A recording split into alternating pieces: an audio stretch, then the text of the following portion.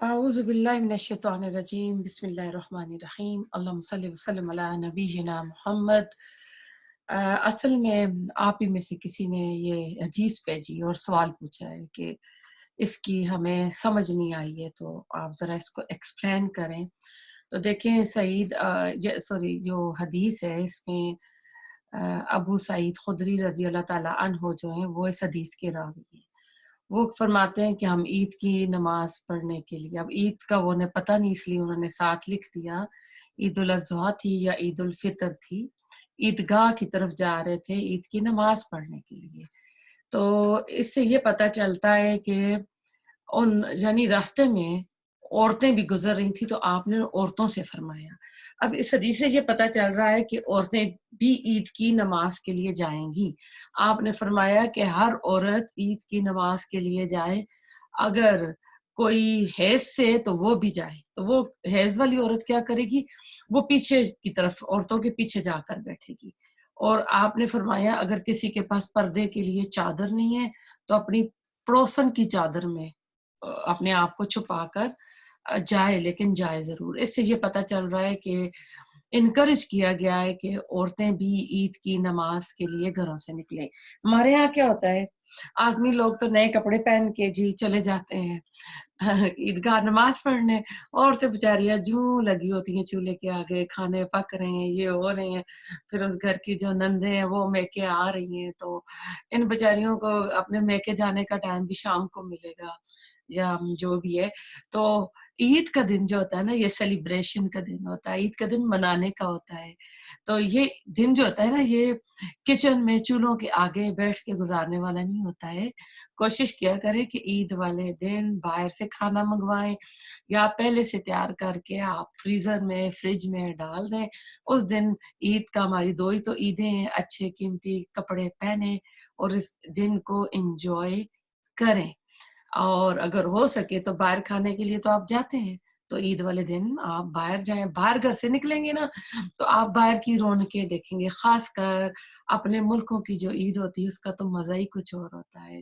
بازار، گلیاں، road, restaurant, دکانیں، ہر چیز سجی ہوتی ہے، جھنڈیاں لگتی ہیں اور بچے ادھر ادھر آ رہے ہوتے ہیں۔ ہم تو ویسٹ میں رہتے ہیں، ہم لوگ تو جب جاتے ہیں نماز پڑھنے بڑے مجمع میں نا، تو وہیں جا کے جو دیکھتے ہیں وہ ہم تو وہ نظارے نہیں دیکھ سکتے۔ آپ تو خوش قسمت ہیں۔ تو عورتوں کے لیے کہا گیا ہے کہ وہ جائیں عید کی نماز کے لیے، تو عید کی نماز کا اہتمام ہونا چاہیے بڑے مجمع میں، اور عیدگاہ میں عید کی نماز پڑھنی چاہیے، یہ سنت ہے۔ اور پھر عید کے لیے جائیں ایک رستے سے تو واپس دوسرے رستے سے آئیں، اور کیا کہتے ہیں تکبیرات پڑھتے ہوئے جائیں کہ وہ جگہ جو ہے نا لوگوں کو پتہ چلے کہ مسلمانوں کا جو خاص کر دیندار جو لوگ ہیں ان کا کتنا بڑا مجمع ہے۔ ٹھیک ہے، پھر آپ نے اگلا پوائنٹ ہے کہ آپ نے بتایا کہ عورتوں کی جماعت سے کہ تم صدقہ کرو، کیونکہ میں نے دوزخ جب مجھے دکھائی گئی، کب دکھائی گئی تھی؟ جب رسول اللہ صلی اللہ علیہ وسلم معراج کے موقع پر گئے تھے، تو آپ نے عورتوں کی کثرت کو جہنم کی آگ میں دیکھا تھا۔ تو عورتوں نے پھر پوچھا نا کہ اس کی وجہ کیا ہے، یعنی بڑی سمارٹ عورتیں تھیں کہ اپنے آپ کو ہم ٹھیک کر لیں ابھی سے کہ کس وجہ سے دوزخ میں عورتیں زیادہ ہیں۔ تو آپ صلی اللہ علیہ وسلم نے فرمایا کہ تم لعنت بہت کیا کرتی ہو اور خاوند کی ناشکری کرتی ہو۔ لعنت کیا ہے کہ عورت جذباتی ہے، فوراً اپنے جذبات پہ کنٹرول نہیں رکھ سکتی اور آپے سے باہر ہو جاتی ہے، اور پھر اس طرح کی باتیں کہہ دیتی ہے جو اس کو نہیں کرنی چاہیے۔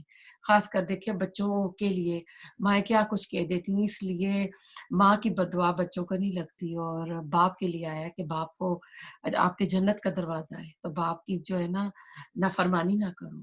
تو اس میں پھر آیا کہ اپنے خاوند کی ناشکری کرتی ہیں۔ ناشکری کیسے کرتی ہیں؟ اب ہم نا ایک دوسری حدیث کو دیکھیں گے۔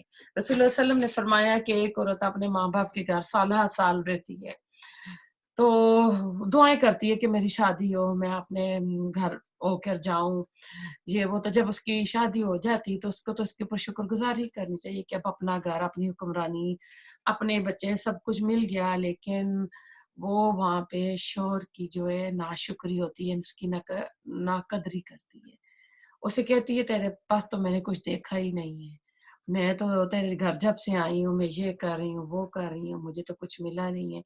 حالانکہ دیکھا جائے مجھے ایک بات یاد آ گئی ہے کہ لڑکے کی تو صرف پیدا ہونے کی خوشی ہوتی ہے، اس کے بعد لڑکا جو ہے پہلے اپنی ماں کما کے اپنی ماں کے ہاتھ میں ڈالتا ہے، پھر بہنیں جوان ہو جاتی ہیں تو بہنوں کی شادیاں کرتا ہے، پھر ماں اسے کہتی ہے تیری شادی کرنی ہے، اپنے لیے بےچارا ماں کو دیتا ہے، جمع کرتا ہے، اپنی شادی کرتا ہے، پھر بیوی آ جاتی ہے تو بیوی کو دیتا ہے، پھر بچے آ جاتے ہیں تو بچوں کی تعلیم، بچوں کے خرچے، بچوں کی شادیاں، اور بچے بڑے ہوتے ہیں تو باپ سے کہتے ہیں آپ نے کیا ہی کیا کیا ہے، اگر آپ کچھ اچھی تعلیم لے لیتے، کچھ اچھا پروفیشنل ڈگری ہوتی تو آپ وہ بھی کر سکتے تھے۔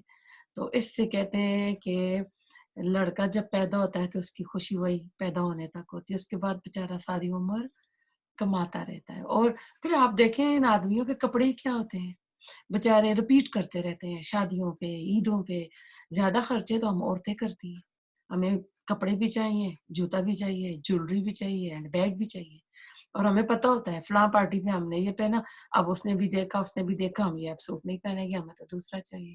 آدمی بیچارے نہیں اس طرح کرتے ہیں، تو وہ پوری عمر کماتے ہیں لیکن ان کی کمائی، ان کی محنت ہم عورتوں پہ لگ رہی ہوتی ہے، اس لیے ان کی قدردانی کرنی چاہیے۔ پھر آپ نے فرمایا میں نے ناقص عقل، یعنی عقل میں کمزور اور دین میں بھی جو ناقص عقل ہے، میں نے اس میں جو اپنا عقل کھونے والی ہیں، یعنی میں نے تم عورتوں سے بڑھ کے کسی کو نہیں دیکھا۔ تو پھر انہوں نے سوال کیا کہ ہمارے دین میں اور عقل میں کس طرح نقصان ہے، کس طرح کمی ہے یا رسول اللہ صلی اللہ علیہ وسلم؟ تو آپ نے فرمایا دیکھو، عورت کی گواہی آدھی ہے، مرد کی گواہی کے برابر نہیں ہے۔ تو انہوں نے کہا بے شک، آپ صلی اللہ علیہ وسلم نے فرمایا بس یہی اس کے عقل کا نقصان ہے۔ اب عورت کی گواہی آدھی کیوں ہے یہ بھی میں آپ کو بتا دوں۔ دیکھیں گواہی کا کام کہیں جا کے دینا نا بڑی دل اور گردے کا کام ہوتا ہے۔ اکثر ہمارے ملکوں میں گواہیاں خریدی جاتی ہیں، گواہوں کو مار دیا جاتا ہے پیشی پہ وہ حاضر ہونے سے پہلے۔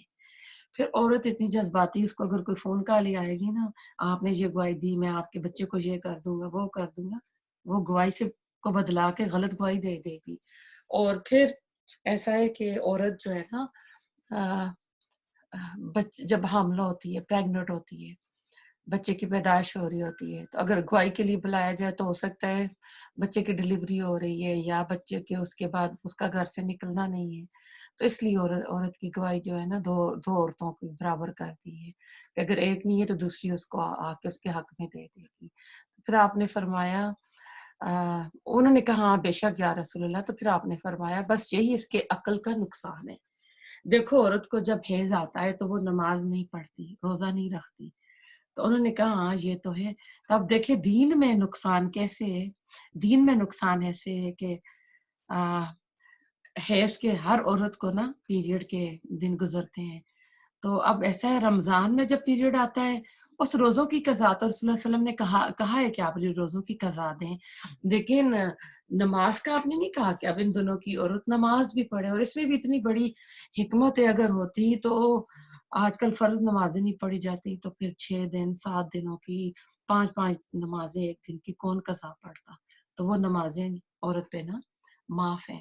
تو دین میں یہ کمی آ جاتی ہے کہ عورتیں ہر مہینے عورتوں کی اتنی نمازیں مردوں کے مقابلے میں کم ہو جاتی ہیں۔